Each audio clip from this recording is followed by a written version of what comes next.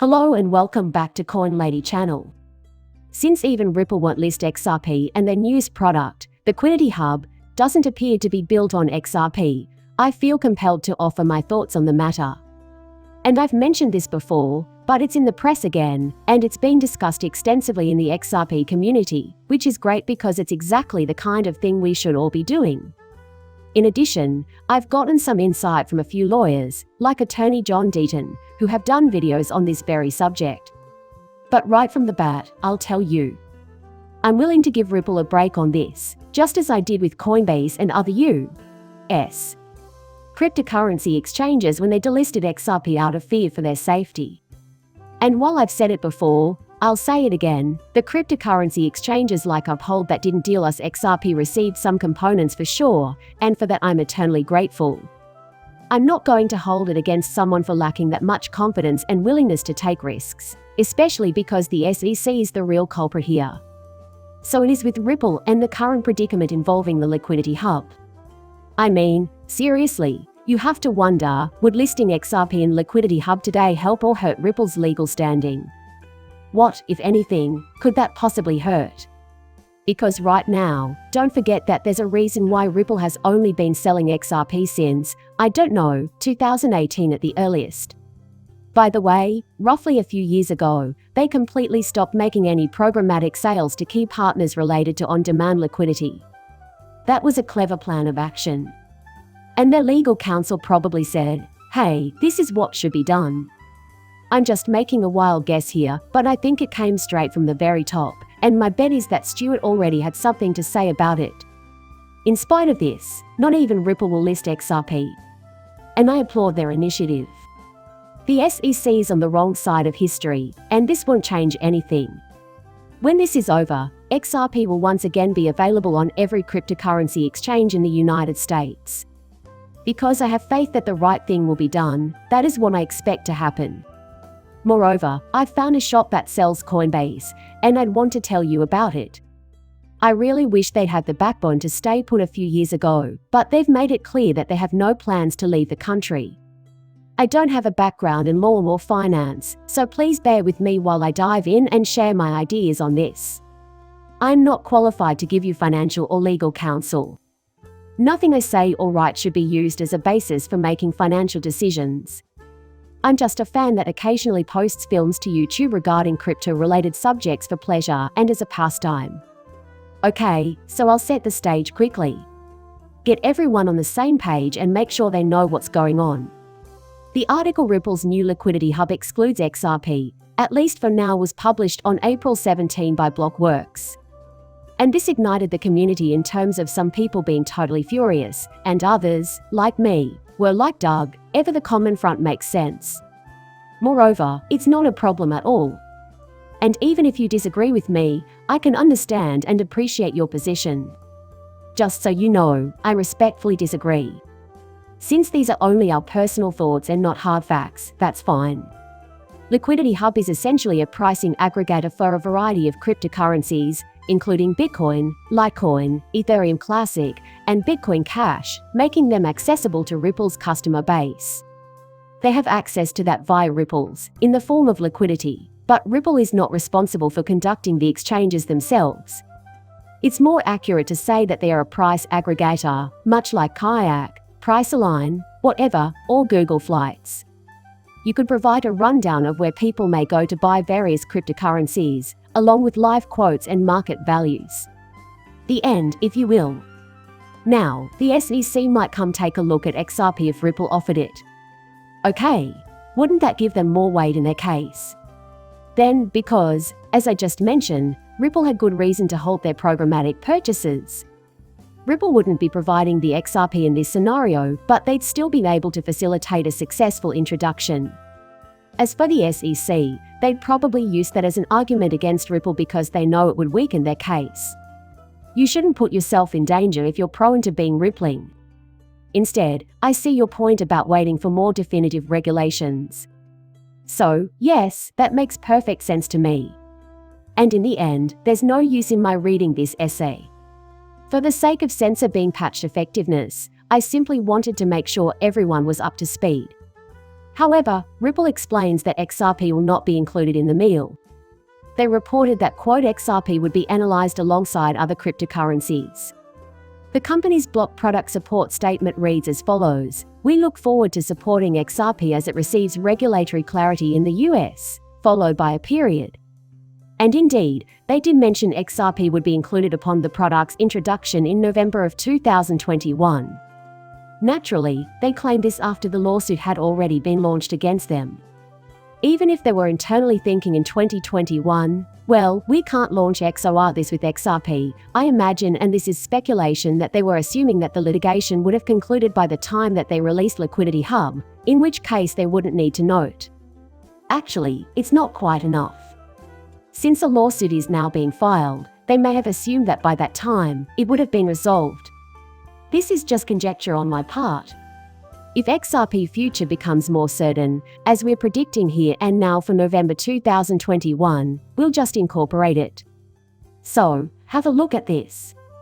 Here is the Crypto Basic article discussing this topic today, with commentary from two local attorneys, Attorney Bill Morgan and Attorney John D.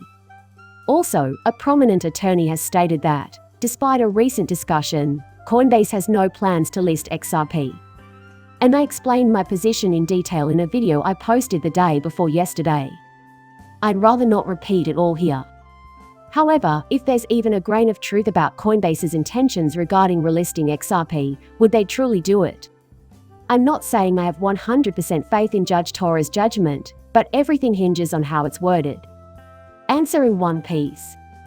Some Ripple's enthusiasts think the recent meeting between Coinbase's Chief Legal Officer Paul Grewal and Ripple's General Counsel Stewart may have convinced Coinbase to relist XRP on its trading platform, which is still the subject of ongoing discussion among the XRP community members. One of the most influential people in the sixth largest cryptocurrency inquired whether or not XRP would be listed on Coinbase after the meeting. Bill Morgan, a professional crypto lawyer located in Australia, does not believe Coinbase would relist XRP because of the gathering of the rubble and the grey wall. Here, in full, is Attorney Bill Morgan's remark. With reference to this issue, he tweeted about it. He expressly denied that Coinbase will be adding support for XRP. Since Ripple has opted to stop using XRP and its own Liquidity Hub service in recent weeks, it is unreasonable to expect Coinbase to relist XRP. The discussion probably centered on how Ripple may help Coinbase with its writ of mandamus application or its defense against a SEC enforcement action. The SEC claims in its cases that Coinbase treats XRP differently than any other digital asset traded on its exchange when it comes to conducting secondary market sales. Our protections will remain in effect. And that's an understandable point to make. Given that grey wall of Coinbase's top in-house legal guy met with Stewart, already Ripple's top in-house legal guy, like this, some sort of indication is gonna be realistic. You know, the soonest that you could potentially see that I'm totally on board with what Attorney Morgan's saying here, the soonest you're going to see that is after Judge Torres rules something, and that's if it's positive. The next obvious query is, how much of a net positive is it? And do you think Coinbase's wariness will abate any time soon? Either that, or they are just talking tough. But do they genuinely have any backbone at this point? I have a hunch that they partially or fully created one. I can't say for sure that they'll relist XRP, but they must realize that their very existence is in jeopardy right now. Now, Attorney John D.T. and retweeted that viewpoint from Attorney Bill Morgan, and Attorney Deaton wrote the following, all of which emphasize the importance of Bill's statement. For the time being, Ripple is waiting for greater regulatory certainty in the United States before listing XRP on its own Liquidity Hub platform. Everything is riding on Judge Torres's decision. This is the major justification for our efforts to get involved. 75,000 XRP holders from the United States and 143 other countries signed our amicus brief against the SEC's purported protection. What the heck, if this is security, don't keep me safe in this manner. I'm just thinking that this is the worst form of security anyone's ever given me, and then Dean turns and says, we submitted over 3,500 affidavits from investors, users, and developers. We assisted in having the testimony of the SEC's experts disregarded. I have faith that Judge Torres will take into account the significant public interest in this case. Until we see the precise phrasing, no one can say whether Coinbase or even Ripple will list XRP on their platforms immediately. But I think she shoots down the SEC's crazy overbroad argument. I know I keep repeating this, but today even Ripple is refusing to include XRP on their own dang platform, so it really does rely on the room. So what, I ask you? As long as you're happy with that, that is. I anticipate that some listeners will disagree with me and say something along the lines of better know that you should do it. From a legal standpoint, I also do not believe it to be a sound strategic move. These are just my thoughts. If you still think I'm wrong, that's cool. No. Just kidding. Just kidding. Just joking around, sort of. The Coinbase also hasn't wavered in its dedication to the American market. CEO Brian Armstrong assured shareholders on May 5 that Coinbase, a cryptocurrency exchange founded in the United States, has no plans to move its operations outside of the United States, despite regulatory uncertainty in the United States.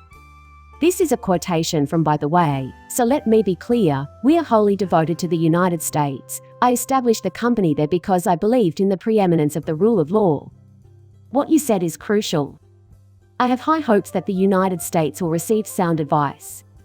By the way, I do agree with that. The United States is not a terrific clothes store named Banana Republic. To be serious, though, the United States, when it comes to the rule of law, no judicial system is without flaws. However, it is usually successful in this setting. In most cases, things work out as they should. And it is not the case that judges have their hands outstretched to line the wallets of politicians or, anybody in from Congress. And that's the proof. 5 out of the previous 6 lawsuits involving the SEC that reached the Supreme Court were ultimately decided against the SEC, providing you with the proof you seek. You can find examples of this everywhere, from lower courts all the way up to the Supreme Court. It's abundantly obvious that the right thing to do is also the thing that's most likely to be done. And I'm hopeful that even with Judge Tours, we'll see something constructive and equitable, but I have no problem with going through the appeals procedure. Even though I doubt we will, it's fine if we do. Despite the fact that I do have legitimate criticisms of Coinbase, I'm still convinced that what needs to be done will be done in the end and that it is so excellent that it is good. For example, I often wonder if Coinbase will still be operational during periods of peak trading volume and market volatility, which are among the most important times for me to be able to use the service, since they usually break down under times of uncertainty. And I'm thinking, my God, you sons of bitches, as I watch them. You witnessed the events of late 2017. I mean, the inflow of consumers, my God. To some extent, I want to give the cryptocurrency exchanges in late 2017 a pass because that was just so unheard of. But after years of use, I noticed that Coinbase stopped working during periods of high traffic. Something terrible happened. And because it's negative, the percentage rise is much smaller than it was before, but it's still significant. And so that's one thing, but that's not the biggest problem. The fact that they significantly delayed handing up Flare tokens, meaning that people didn't get to do what they wanted with their Flare. I doubt many people would have wrapped and delegated their Flare, but they didn't get the chance because they weren't given the tokens. Then there are the Songbird tokens, which, as far as I'm concerned, belong to the XRP holders of the airdrop, but nobody is talking about it. However, they're not distributing it. That's why I have a problem with them. I don't really have a problem with them listing XRP since they were under scrutiny, but I'm trying to be objective here. It's more impressive to me, yes. Like I said at the beginning of the movie, we should be more appreciative of exchanges who had the guts to say no, you're wrong, and follow through, despite the fact that doing so could make them an enormous target, like, among the first to pay a tax, perhaps in a more prominent way. Still, in the end, I find myself treating each transaction as if it were a legitimate aim. If Coinbase believed that appeasing the SEC in this way would make them immune to scrutiny, they were mistaken. If they even considered something like that, they made a terrible assumption. And that, even if only partially, may have been it. The initial public offering is another option. I did mention that yesterday, though. Since I'm not a certified financial planner, you shouldn't take any of my advice on whether or not to make an investment. Please like and subscribe my channel as always. See you later, bye.